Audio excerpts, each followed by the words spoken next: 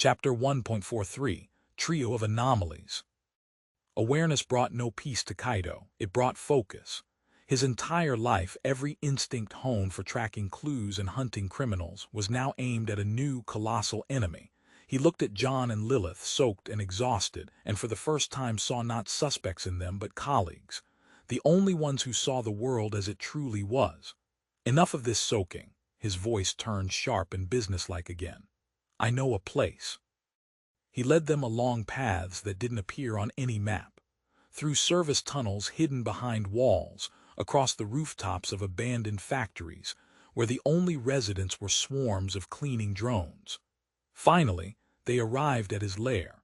It wasn't an apartment, but an abandoned office on the 70th floor of a half-empty skyscraper, overlooking the acidic docks. Dust, an old terminal, a desk strewn with printouts on the Disappearances case, and a holographic projector displaying a three-dimensional map of the city.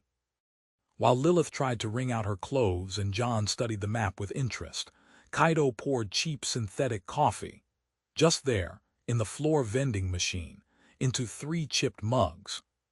So, he began, placing the mugs on the table. I've spent my whole life chasing bad guys. Now it turns out the worst guy is the game itself. Tell me everything you know about it.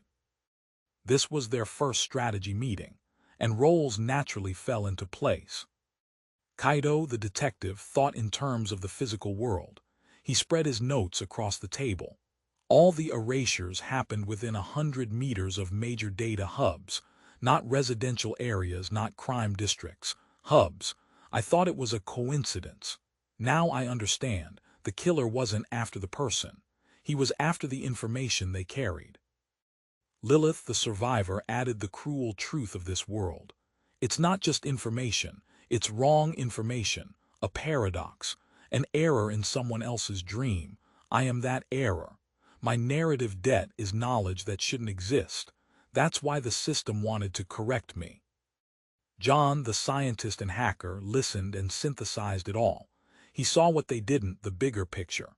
You're both right, but you're looking at consequences. We need to strike at the cause. We can't keep running from the erasers and distracting you, Kaito, with new puzzles. Sooner or later, the system will run out of patience and cleanse the entire sector. He approached the holographic map. We can't hack the Nexus from the outside. We can't defeat its agents head-on. That leaves only one option. He zoomed in and the city map transformed into a diagram of energy flows. We have to reach the center, the core of the Nexus, where the decisions are made. The core? Lilith scoffed skeptically. Genius, that's like trying to rob a central bank that doesn't exist on any map. It will be guarded not by walls or security, but by the logic of this world itself. Paradoxes, infinite loops. You'll go insane before you even get halfway. Yes, John agreed, but there are 3 of us. He looked at them. On the table were 3 mugs of steaming coffee, 3 outcasts, 3 errors in the code. The ghost himself, an external entity able to see and hack the system's logic. The hunter Kaito, the protagonist, a product of this system who turned his instincts and will against it. The key, Lilith, the narrative debtor, carrying a fragment of old code, possibly the only way to unlock certain doors.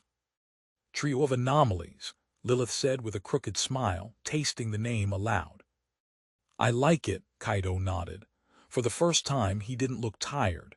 He looked as if he had found the work of his life. But how do you find something that isn't on the map? Lilith asked. We need another map, John replied. Not a physical one.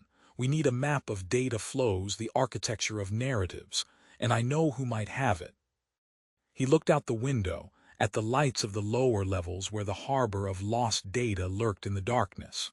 We need to speak with the archivist again, but this time we'll come not as fugitives, but as people with a plan.